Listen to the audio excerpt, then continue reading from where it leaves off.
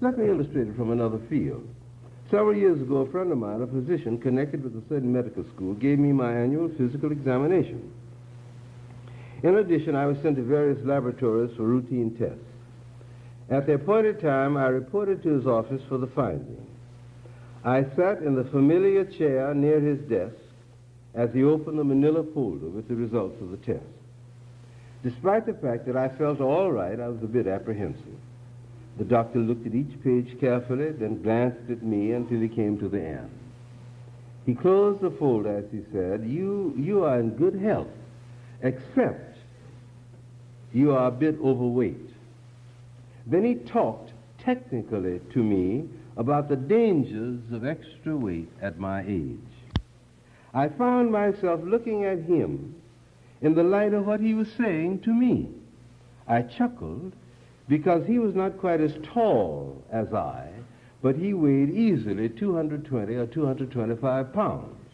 He thought that his body knew that he was a doctor.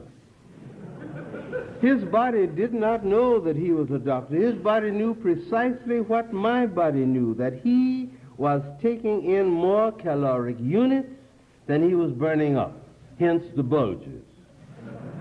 The preferential treatment that society gives to its professionals, as indeed it should and must, does not mean that such persons have any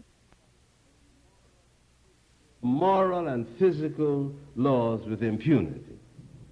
You may recall that this was one of the major temptations of the Master. It is written in the book that the tempter carried him to the pinnacle of the temple and said, If thou art the Son of God, jump down. You will not be hurt. God will give his angels charge concerning you. They will bear you up on their wings, lest you dash your foot against a stone. And the Master replied, It is written, Thou shalt not tempt God. In other words, the tempter said to him that this world is not orderly, this world is not structured, there is no fundamental dependability upon which the individual living expression of life may depend. But if you can manage to get into a certain position of immunity, then the ordinary logic of life can be handled and manipulated, and always to the professional's advantage.